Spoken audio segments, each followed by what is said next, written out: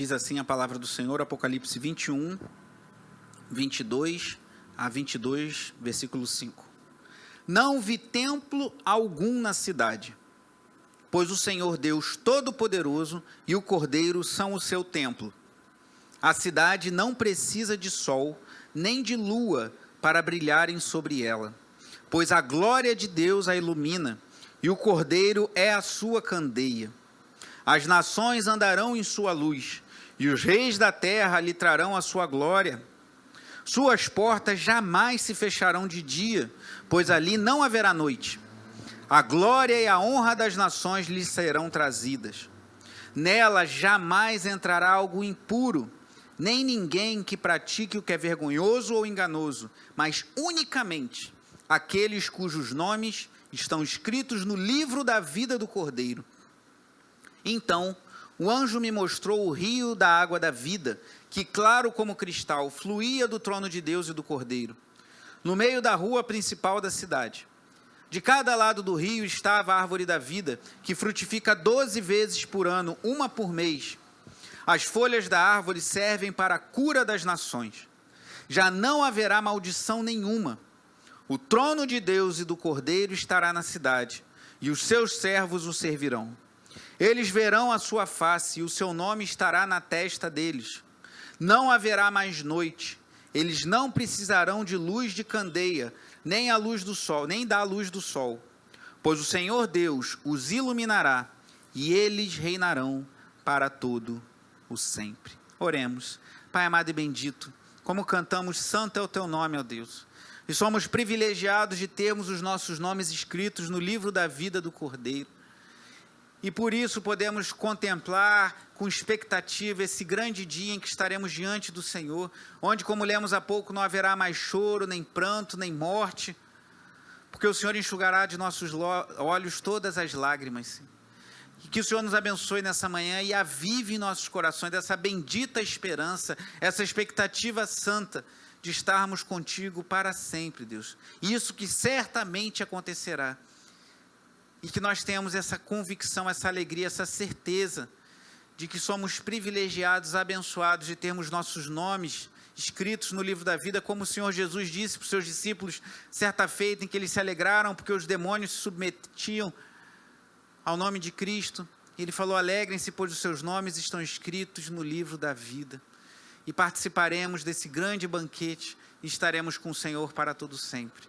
Reavive em nossos corações essa verdade, que teu Espírito Santo, com poder, derrame da tua graça sobre nós, em nome de Jesus. Amém. Os irmãos podem sentar. Qual é a maior necessidade que temos como seres humanos? Qual é a maior necessidade que nós temos? Seria o alimento, as bebidas, né? Bebida que eu digo aqui, como um alimento, como um suprimento. O próprio Cristo falou que deveríamos buscar o reino de Deus e a sua justiça em primeiro lugar, pois todas estas coisas, Mateus capítulo 6, versículos 33 e 34, vos serão acrescentadas. Não vos ansieis com o dia de amanhã, mas basta cada dia o seu mal. O que Jesus está falando ali em Mateus 6 é que Deus nos garante que proverá o necessário, o alimento, a bebida e as vestimentas. Mas seriam essas nossas maiores necessidades, alimento, bebidas e vestimentas? Ou o lazer? É bom termos tempo de lazer, termos um descanso. Como diz um pastor amigo meu lá de Campina Grande, na Paraíba, ele uma vez foi tirar férias, eu falei com ele: pastor Marconi, que bênção que você foi tirar férias. Ele falou: a gente não merece, mas a gente carece. Eu falei: é verdade. Merecer a gente não merece, mas a gente carece para ter um alívio. Será que a maior necessidade que você tem é de status, de ser reconhecido na sociedade, de ter muitos likes na sua rede social? Ou uma coisa que tem muito faltado, eu falava ontem aos jovens em Jardim Bangu, que é um senso de propósito. Para que eu vivo? Para que eu existo? Os nossos jovens estão muito perdidos, estão muito desorientados. Na igreja evangélica brasileira há uma certa reação a alguns termos que remetem à igreja católica. E um deles é catecismo, mas catecismo não é um termo católico, é um termo que existe na igreja católica, mas existe também na igreja protestante. Igrejas reformadas produziram catecismos belíssimos. Recentemente eu estudei no seminário sobre o Catecismo de Heidelberg, que é uma obra-prima da doutrina, um sucinto e muito profundo. E um dos mais conhecidos é o Catecismo de Westminster, que é a base da Igreja Presbiteriana, por exemplo.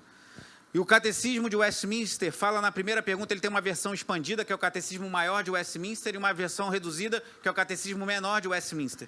E tanto no menor quanto no maior, a primeira pergunta é: qual é o fim supremo e principal do homem? O que você responderia a essa pergunta? Se você fosse uma criança de uma igreja reformada, você teria essa resposta na ponta da língua, pelo menos nos dias em que o catecismo foi elaborado, que as crianças aprendiam isso. E hoje em dia sequer os adultos saibam. A gente precisa melhorar a igreja, né, irmãos?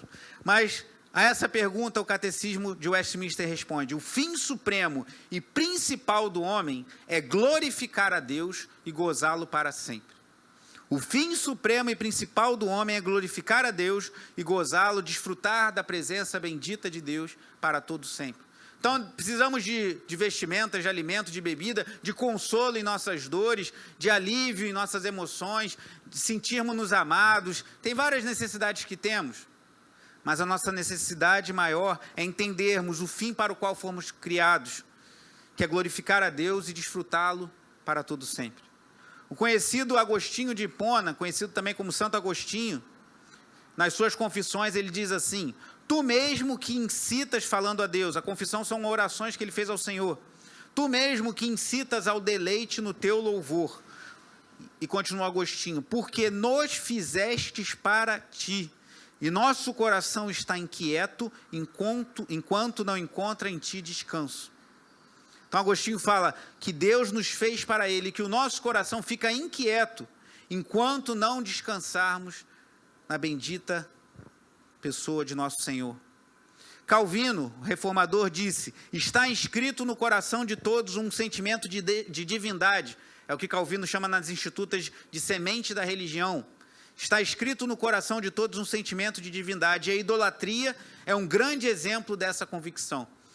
O que ele está dizendo ali? Todos nós temos um senso de divino. Se você não direcionar a sua semente da religião para o único Deus verdadeiro, você vai direcionar para um ídolo. Seja para farra, para bagunça, seja para uma celebridade até mesmo do mundo gospel, né? Tem pessoas que idolatram pastores, idolatram cantores, seja para o seu trabalho, seja para o seu próprio lazer, para o seu próprio prazer, porque nós fomos criados para adoração. Que é meu professor, o pastor Jonas Madureira, no seu livro Inteligência Humilhada, ele fala do homem flecha, que a gente é como se fosse uma flecha que é direcionada para Deus, mas o pecado nos desvia do nosso objetivo. Então nós fomos criados para Deus e não encontraremos descanso. Talvez você esteja com a sua alma angustiada, aflita, talvez passando por lutas, por lutos, por dificuldades. Entendemos isso e choramos. A Bíblia fala para chorarmos com os que choram, então já subentende que vamos chorar. Jesus diante do túmulo de Lázaro, João capítulo 11, Jesus chorou. Vamos chorar, vamos nos entristecer, mas a maior necessidade que temos é do próprio Deus. Enquanto não entendermos isso, seremos como crianças ansiosas correndo para um lado para o outro, sem entender o propósito para o qual verdadeiramente fomos criados. Já disse nas mensagens anteriores que Winston Churchill, líder lá, primeiro-ministro da Inglaterra, num dia em que a Inglaterra estava com uma decadência moral muito grande, ele disse que isso se dava pelo fato dos pregadores terem deixado de falar sobre céu e inferno. Então, quando a igreja deixa de falar sobre céu, quando a igreja deixa de falar de novos céus e nova terra, deixa de falar sobre inferno, a sociedade começa a sofrer. Não que tudo que aconteça na sociedade seja por isso, mas que a igreja deixa de cumprir seu papel de sal e luz. Por quê? Porque a expectativa da eternidade, irmãos, a expectativa de que viveremos com o Senhor para todo sempre, que fomos criados para isso, que o maior propósito, o maior deleite, a maior alegria que podemos ter nessa vida é estar na presença de Deus, que nós fomos criados para isso, que um dia nós viveremos isso plenamente. Esse é o melhor antídoto, é o melhor alívio que pode trazer esperança a nossas almas, irmãos. E precisamos orar para que o Espírito Santo aplique essa verdade em nosso coração. O reverendo Hernando Dias Lopes diz que as nossas orações diárias reduzem as nossas preocupações diárias. As nossas orações diárias reduzem as nossas preocupações diárias. E se nós colocarmos nas nossas orações a expectativa de um dia estarmos com o Senhor, certamente as lutas e dificuldades dessa vida terão um peso menor sobre nossos ombros. Porque nós sabemos que estamos num caminho, como eu tenho feito a analogia, como se você estivesse num ônibus, num trem, num carro, numa viagem, mas você está com o olho lá onde você vai chegar e você vive essa vida para a glória de Deus, mas com a expectativa de estar um dia para sempre na presença do nosso Senhor. Com isso em mente, após essa introdução um pouco extensa, eu quero chamar a atenção de dois aspectos aqui no texto que lemos. o que não haverá, o que não existirá na Nova Jerusalém e alguns aspectos do que existirá na Nova Jerusalém. Essa parte do capítulo 21, versículos 22 a 27, eu falarei sobre o que não haverá na Nova Jerusalém. E no capítulo 22, versículos 1 a 5, o que existirá na Nova Jerusalém, nos novos céus e nova terra, lugar onde todos nós, crentes em Cristo Jesus, que confessamos e cremos que Jesus é o Salvador de nossas vidas, estamos caminhando para lá. Primeira coisa, o que não haverá na Nova Jerusalém, versículo 22 do capítulo 21. Não vi templo algum na cidade, pois o Senhor Deus Todo-Poderoso e o Cordeiro são o seu templo. Primeira coisa que não existirá nos novos céus e nova terra, não terá templo. Por que isso? Porque o templo, como eu tenho dito, ele é um lugar onde nós nos reunimos para cultuar a Deus. E não há problema nenhum em termos lugares para isso. O templo hoje não tem o peso que tinha no Antigo Testamento, que era o lugar do sacrifício. Mas não há problema nenhum a igreja constituir um lugar, é uma bênção termos um lugar para nos reunirmos. Mas não haverá mais templo, por quê? Porque nós não precisaremos nos deslocar e ir a algum lugar para nos reunirmos e cultuar a Deus, porque nós estaremos o tempo todo reunidos na presença bendita de Deus e do seu Cordeiro, que é Cristo nosso Senhor. Então na Nova Jerusalém não precisaremos de templo, estaremos diante do Senhor. Não existirão os luminares, versículo 23, sol e lua, a cidade não precisa de sol nem de lua para brilharem sobre ela, pois a glória de Deus a ilumina e o Cordeiro é a sua candeia.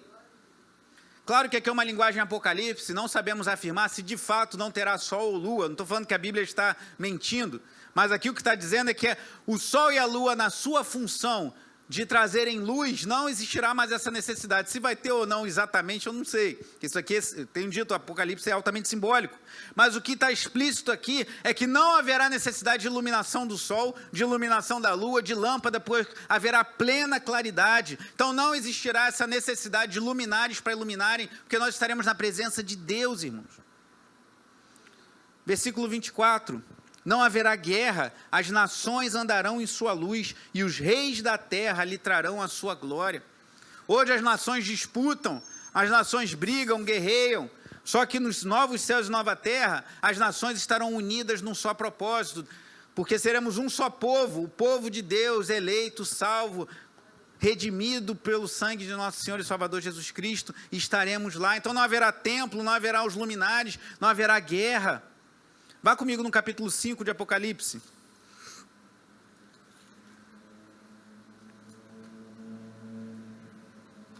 Apocalipse capítulo 5, versículos 9 e 10.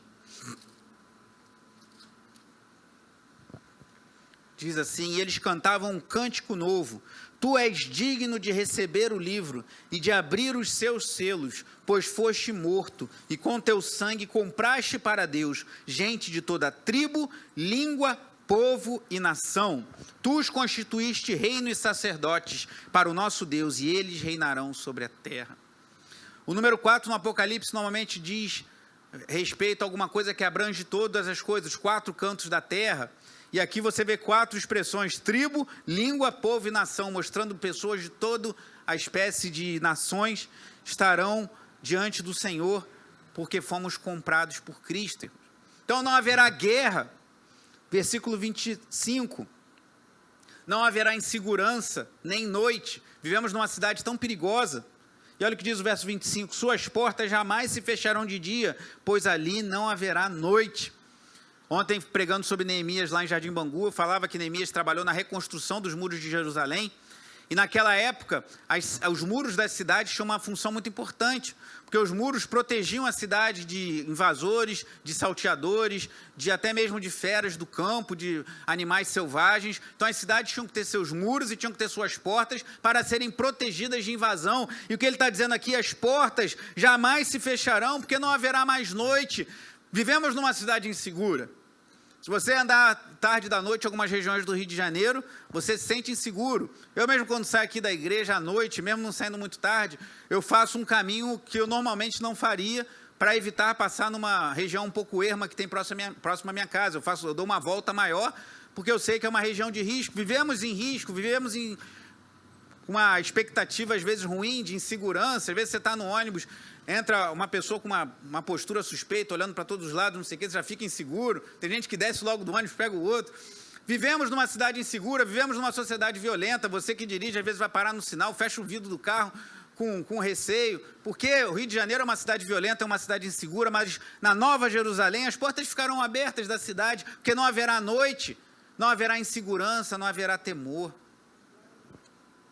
O versículo 26 reforça o que já vimos no versículo 24. A glória e a honra das nações lhe serão trazidas, tudo que é glorioso será levado. Uma vez um preletor americano esteve aqui no Brasil, um amigo meu me contava, e ele falava: eu sinto falta de vocês tocarem na igreja música brasileira. Por isso que às vezes eu trago um baiãozinho, alguma coisa, a gente começar a trazer a nossa cultura para a glória de Deus. Fala, não, mas o samba é do diabo, esse tipo de música. Não, não é do diabo não, irmãos. Deus criou todas as coisas, o diabo distorce e quer usar para os seus fins perversos. Mas Deus é que dá dons aos homens, mesmo aqueles que não são cristãos. A teologia chama isso de graça comum. Ele dá dons a todos os homens para produzirem coisas belas. Então nós podemos glorificar a Deus. Eu sei que para algumas pessoas, eu toquei na noite, toquei pagode na noite, os irmãos sabem disso. Ontem eu contava isso lá em Jardim Bangu, o pessoal olhava para mim: eu não acredito que você... Eu falei: acredite, as minhas histórias aí, o que Deus me fez na minha vida. E quando na minha conversão, às vezes me incomodava um pouco ouvir um samba, porque remetia ao que eu vivi na noite. Mas não porque o samba não procede de Deus, não porque o ritmo, Deus é que concede dons aos homens. E nós precisamos trazer toda a glória da nossa rica nação, que é o Brasil, para a glória de Deus, dizia esse preletor americano. Então, trazer tudo para a glória de Deus, inclusive a nossa música. E o versículo 27, para concluir essa primeira parte: o que não existirá na Nova Jerusalém, não existirá mal, irmãos. Nela jamais entrará algo impuro, nem ninguém que pratique o que é vergonhoso ou enganoso, mas unicamente aqueles cujos nomes estão escritos no livro da vida do Cordeiro. Ninguém que se dedicar a uma vida impura e não se arrepender dos seus pecados e voltar para Deus estará lá. E aqui você vê como a linguagem apocalíptica ela é cheia de símbolos, que dá a impressão que seria possível, né?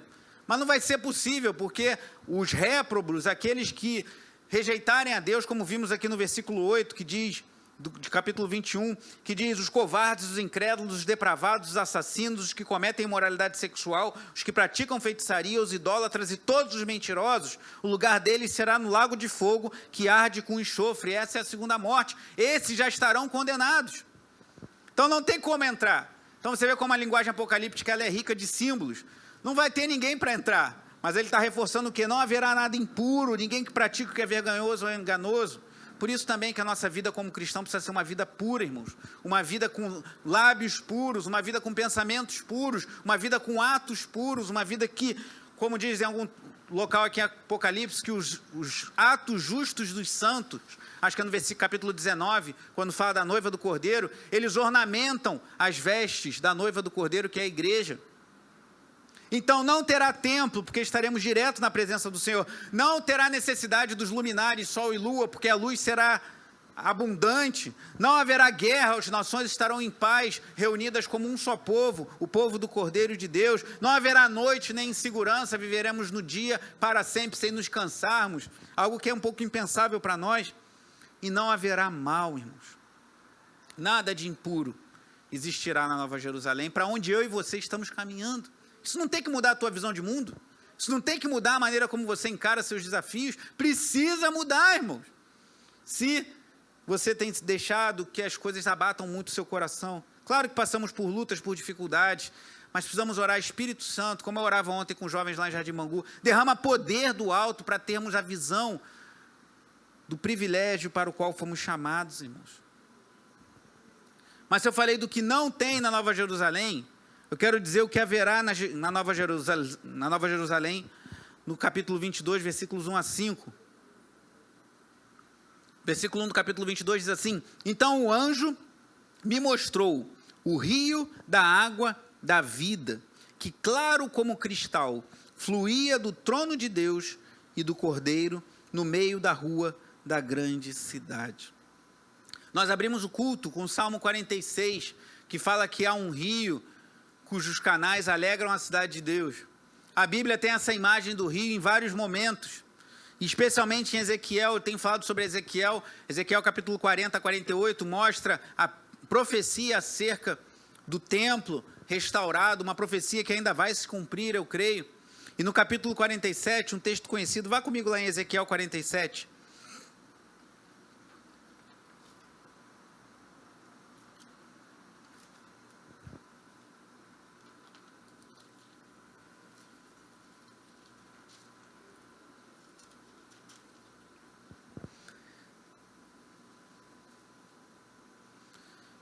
Leitura um pouco extensa, mas muito bela, essa imagem, dessa visão que Ezequiel tem.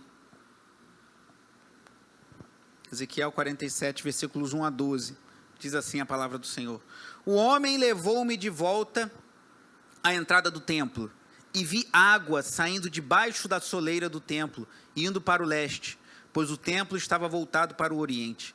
A água descia debaixo do lado sul do templo, ao sul do altar. Ele então me levou para fora, pela porta norte, e conduziu-me pelo lado de fora, até a porta externa, que dá para o leste, e a água fluía do lado sul. O homem foi para o lado leste com uma linha de medir na mão, e enquanto ia, mediu 500 metros, e levou-me pela água que batia no tornozelo. A água estava rasa. Ele mediu mais 500 metros e levou-me pela água que chegava no joelho, está aprofundando. Mediu mais 500 e levou-me pela água que batia na cintura. Mediu mais 500, mas agora era um rio que eu não conseguia atravessar, porque a água havia aumentado e era tão profunda que só se podia atravessar a nado. Era um rio que não se podia atravessar andando. Ele me perguntou: Filho do homem, você vê isto? Levou-me então de volta à margem do rio. Quando ali cheguei, vi muitas árvores em cada lado do rio. Preste atenção a isso que vai aparecer daqui a pouco lá em Apocalipse 22. Muitas árvores em cada lado do rio, algo semelhante. Ele me disse: esta água flui na direção da região situada a leste e desce até Arabá, onde entra no mar. E olha o que diz: quando deságua no mar, a água ali é saneada.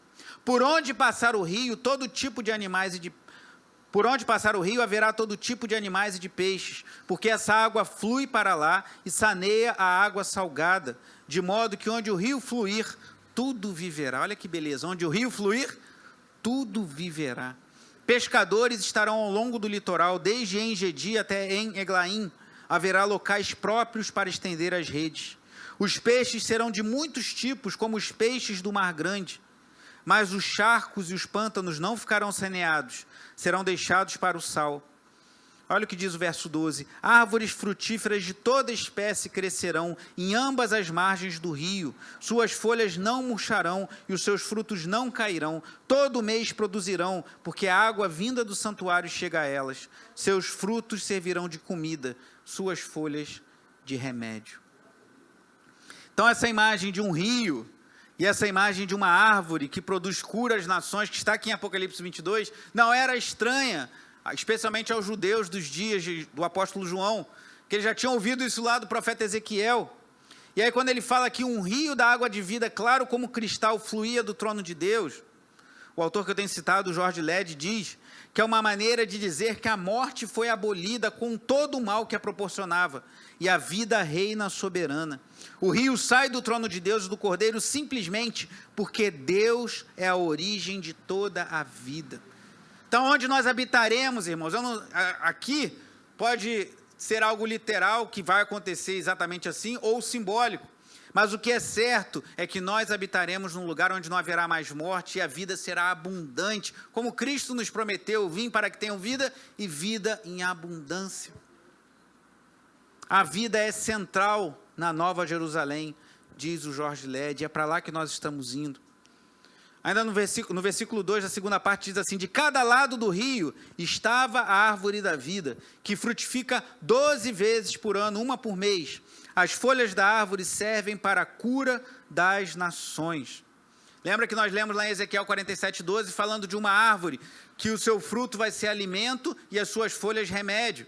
Então, João evoca essa imagem lá de Ezequiel para mostrar o quê? As promessas de Deus, de um cumprimento pleno para o seu povo, se realizarão no fim. Deus visitará essa terra, Deus transformará todas as coisas e nós, filhos de Deus, salvos e remidos pelo sangue de Jesus, habitaremos em novos céus e não haverá mais doença, não haverá mais fome, não haverá mais sede, não haverá mais lágrimas, nós estaremos para sempre na presença de Deus. Você crê nisso? E essa árvore da vida fala de algo que é meio, a gente até comentou na escola dominical, algumas aulas atrás, que é algo que é impensável para os nossos dias, porque fala que essa árvore, ela frutifica 12 vezes por ano. E normalmente as árvores frutificam num período e não frutificam no outro, mas ela frutifica, o que está querendo dizer? A gente vai ter provisão constante, nada nos faltará na Nova Jerusalém. Nada. Mas hoje eu fico preocupado se vou ter um emprego, fico preocupado se vou ter dinheiro para pagar minhas contas. Ore, peça direção a Deus, trabalhe, acorde mais cedo. Tem gente que fica preocupada, mas não quer trabalhar também, aí vai faltar mesmo. Mas vai trabalhar, principalmente os homens. Pau, vamos voltar com o culto de homem aí, o homem tem que trabalhar, irmão. Vamos botar a mão na arada aí. Dá um alívio para as esposas, inclusive em casa, hein? Ô, glória. Mas vai trabalhar e creia que Deus pode prover as coisas na tua vida. Mas que estamos caminhando para um lugar que não haverá mais insuficiência, não haverá mais falta de nada, não haverá mais necessidade de fazer campanha do quilo de arrecadar cestas básicas, porque todos estarão plenamente supridos, todos nós teremos todas as nossas necessidades plenamente supridas. O rio vai nos trazer tudo o que precisamos de cura, de saciedade, de água, de matar a nossa sede. A árvore da vida, ela produz tudo o que precisamos e as demais árvores que estarão lá também, eu creio. Servem para a cura das nações, não quer dizer que vai ter doença, já vimos que não vai ter mais morte, mas haverá todo o necessário, irmãos. Vá a Gênesis capítulo 2.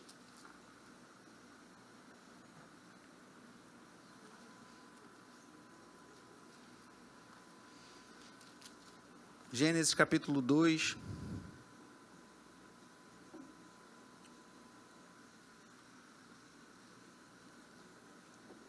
Versículo 9, Gênesis 2:9, diz assim: Então o Senhor Deus fez nascer do solo todo tipo de árvores agradáveis aos olhos e boas para os alimentos. No Éden não tinha só a árvore da vida e a árvore do conhecimento do mal, tinha várias árvores. E no meio do jardim estavam a árvore da vida e a árvore do conhecimento do bem e do mal. Versículo 16. E o Senhor Deus ordenou ao homem: coma livremente de qualquer árvore do jardim, mas não coma da árvore do conhecimento do bem e do mal, porque no dia em que dela comer, certamente você morrerá. Então Adão e Eva tinham todo o seu suprimento garantido no jardim, mas a uma árvore Deus deu um mandamento que eles não comessem. O que eles fizeram? Comeram daquela árvore, influenciados pela serpente. É o capítulo 3, olha o que nos diz. 3:21, o Senhor Deus fez roupas de pele, o primeiro sacrifício para cobrir o pecado do homem, feito pelo próprio Deus, já apontando que Deus é que nos traria a salvação, e não nós mesmos. O Senhor Deus fez roupas de pele, e com elas vestiu Adão e sua mulher. Então disse o Senhor Deus: agora o homem se tornou como um de nós, olha a trindade implícita aí, conhecendo o bem e o mal. Não se deve, pois, permitir que ele tome também do fruto da árvore da vida e o coma e viva para sempre. Por isso o Senhor Deus o mandou embora do jardim do Éden, para cultivar o solo do qual fora tirado. Depois de expulsar o homem, colocou a leste do jardim do Éden querubins e uma espada flamejante que se movia, guardando o caminho para onde? Para a árvore da vida. Então essa árvore da vida vai estar lá na Nova Jerusalém e nós teremos acesso novamente, como foi perdido na queda, irmãos. Quando o homem caiu, ele perdeu esse acesso, mas nós teremos esse acesso restaurado na Nova Jerusalém. Teremos tudo o que é necessário e viveremos para sempre na presença do nosso Deus. Mas, amados, já que você está em Gênesis, para ganhar um tempo, depois a gente volta para Apocalipse 22, preciso falar uma coisa muito importante, talvez uma das coisas mais importantes de tudo que eu estou falando com vocês essa manhã, irmãos, que envolve até as obras que estamos fazendo aqui na igreja. A gente precisa valorizar o que a gente está fazendo aqui. Uma das coisas mais importantes, se não a mais importante que existe na vida do cristão, é a mais importante, é o culto a Deus, que existe em ordem pessoal, o seu devocional, um tripé, como diz um autor de um livro, Culto em Família. É o culto pessoal, individual, o culto em família e o culto público. Por isso que a gente resiste a essa ideia da igreja não se reunir. Se for determinado, for o que deva ser feito, não nos vamos reunir, não nos reuniremos como fizemos ano passado. Mas o povo de Deus foi chamado por Deus para se reunir presencialmente, fisicamente, na presença de Deus e cultuá-lo. Nós fomos criados para isso. E o que estamos fazendo aqui é um pequeno estágio do que faremos eternamente na glória de Deus. Por isso que valorizamos e levamos com tanta seriedade o culto a Deus. E o que isso tem a ver com a obra? A gente vai estar isolando as coisas aqui na igreja, a cozinha vai para o lado de lá, a gente vai fechar essa porta lateral, estamos blindando tudo aqui para que haja um mínimo de distração no culto a Deus, porque o que fazemos aqui é muito sério e muito importante. Então precisamos blindar de distrações, então até na arquitetura da igreja isso é considerado. Porque nós fomos criados para o culto a Deus, irmãos. Nós fomos criados para cultuar a Deus. E como estamos reunidos aqui na presença de Deus, participaremos da ceia daqui a pouco, adoramos a Deus com os nossos cânticos, fazemos nossas orações, estamos juntos. Tem sentido muita falta de chamar os irmãos à frente para impormos as mãos, para orarmos pelos irmãos. Isso é muito bom, mas entendemos que não é prudente nesse momento, mas voltaremos a fazer isso no momento propício. Mas orarmos juntos, abraçarmos uns aos outros, isso é essencial na vida cristã, porque nós fomos criados para cultuar a Deus, irmãos. Por isso também, permitindo Deus, em breve voltarei à exposição do livro de Malaquias, que parei lá no início da pandemia, e voltaremos do início, pegando esse livro todo de novo, que fala do culto a Deus, a importância de valorizarmos o que estamos fazendo aqui nessa manhã, irmãos. Que nós fomos criados para cultuar a Deus. E isso está evidente também no início da Bíblia. Agora vá comigo em Êxodo, a gente vai dar uma corrida rápida por alguns capítulos de Êxodo. Êxodo capítulo 7. A descrição das pragas, são apenas poucos versículos, mas eu quero que você preste atenção no que está sendo enfatizado pela palavra de Deus. Êxodo capítulo 7, versículo 16. Fica atento aí que vai ser bem rápido, a gente vai passar por alguns versículos de Êxodo 7 a 10. Êxodo 7, versículo 16, diz assim: diga-lhe, o Senhor, o Deus dos Hebreus, mandou-me dizer: deixe o meu povo ir para quê? Para prestar-me culto no deserto. Mas até agora você não me atendeu. Falando a Faraó. 8:1. O Senhor falou a Moisés: vá ao Faraó e diga-lhe que assim diz o Senhor: deixe o meu povo ir para quê? Leia bem alto. Para quê? 8:20. Depois o Senhor disse a Moisés: levante-se bem cedo, assim como os homens fortes de Judá, que às vezes tem que acordar mais cedo para trabalhar, e apresente-se ao Faraó, quando ele estiver indo às águas. Diga-lhe que assim diz o Senhor: deixe meu povo ir para quê? 9:1. Depois o Senhor disse a Moisés: vá ao Faraó e diga-lhe que assim diz o Senhor, o Deus dos Hebreus: deixe o meu povo ir para quê? Versículo 13, disse o Senhor a Moisés: levante-se logo cedo, apresente-se ao Faraó e diga-lhe que assim diz o Senhor, o Deus dos Hebreus: deixe o meu povo ir para quê? Versículo 13, versículo 13 do capítulo 9, não, é que nós lemos 10, agora deixe-me ler, versículo 1 a 3, o Senhor disse a Moisés: vá ao Faraó, pois tornei obstinado o coração dele e de seus conselheiros, propósito das pragas aqui, a fim de realizar estes meus prodígios entre eles, para que você possa contar aos seus filhos e netos como zombei dos egípcios e como realizei meus milagres entre eles. Assim vocês saberão que eu sou o Senhor.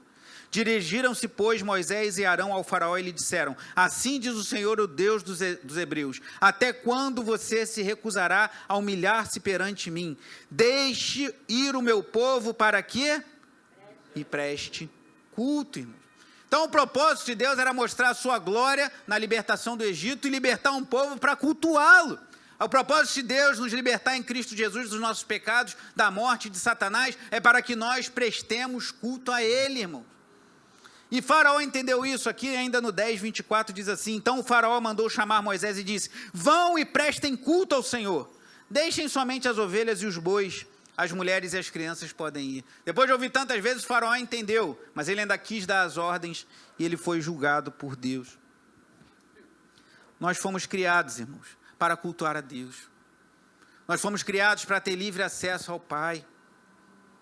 E voltando a Apocalipse 22, versículo 3, diz assim: já não haverá maldição nenhuma, o trono de Deus e do Cordeiro estará na cidade, e os seus servos o servirão. Na Nova Jerusalém terá culto a Deus constante, serviremos a Deus o tempo todo. Haverá uma comunhão plena com Deus, versículo 4, eles verão a sua face, e o seu nome estará na testa deles. Lembra que a marca da besta é uma marca na mão e na testa? nós temos a marca de Cristo em nós e estaremos vendo o Senhor face a face. Lembra do que eu falei do início, que disse Agostinho? Não encontramos descanso enquanto nossa alma não descansa em Cristo. O que disse Calvino, que nós fomos criados para a adoração, de certa forma, temos a semente da religião, e se não adorarmos a Deus, vamos produzir uma fábrica de ídolos em nossos corações e vamos adorar outras coisas. O que diz o Catecismo de Westminster, fomos criados para glorificar a Deus e gozá-lo para sempre. E nós faremos isso na Nova Jerusalém, veremos Deus face a face, veremos o Senhor eternamente face a face, veremos o nosso Salvador, veremos o amado de nossa alma, veremos o nosso bendito Cristo, o Cordeiro de Deus que tira o pecado do mundo. E versículo 5. Não haverá mais noite, como já vimos, eles não precisarão de luz de candeia nem da luz do sol, pois o Senhor Deus os iluminará e eles reinarão para sempre. É isso que te espera, meu irmão. É isso que te espera, minha irmã. Agora isso está claro na tua mente, está claro no teu coração, que nós iremos para um lugar e que não haverá templo, porque estaremos na presença de Deus, não haverá necessidade da iluminação do sol e da luz, porque haverá do sol e da lua, porque haverá luz abundante, não haverá guerra, pois as nações estarão pacificadas, adorando ao único Deus verdadeiro, não haverá noite, nem violência, nem mal, nem nenhuma insegurança, mas haverá um rio da água da vida, pois a vida será abundante na Nova Jerusalém. Haverá a árvore da vida que nos foi vedada pela queda lá no Jardim do Éden. Haverá culto constante a Deus. Isso aqui é um pequeno ensaio do que faremos por toda a eternidade. Haverá uma comunhão plena com Deus, o veremos face a face e viveremos na luz do Senhor. Não terá mais necessidade de sirenes, porque não havendo violência, não havendo mal, não vai precisar de polícia, de bombeiro ou de alguém que tenha se machucado de uma ambulância. É isso que nos espera, irmãos. Isso tem que impactar nossas vidas. Mas estamos há um ano em pandemia, tem gente ficando desempregada, muitos enlutados. Tudo isso deve nos fazer chorar, e devemos de fato chorar com os que choram. Mas devemos levar essa bendita esperança que precisa habitar em nossos corações, porque é isso que pode trazer o homem de volta para o propósito para o qual foi criado. Conhecer a Deus, glorificá-lo e desfrutar de sua presença para todo sempre. E o ingresso para Nova Jerusalém é de graça para a gente. Nós não pagamos um centavo, porque ele é caro demais. Nem toda a riqueza desse mundo seria suficiente para pagar esse ingresso. Mas ele custou a vida do Filho de Deus. E disso cremos e damos testemunhos de que Deus enviou o seu Filho como Salvador do mundo. Diz lá em 1 de João 4. Teve um preço de cruz, um preço de sacrifício. Ele verteu a sua vida, ele derramou todo o seu sangue precioso. E hoje, por meio do sacrifício de Cristo, por seus méritos benditos na cruz do Calvário, nós temos livre acesso a Deus. E um dia desfrutaremos plenamente de tudo que Cristo conquistou para nós.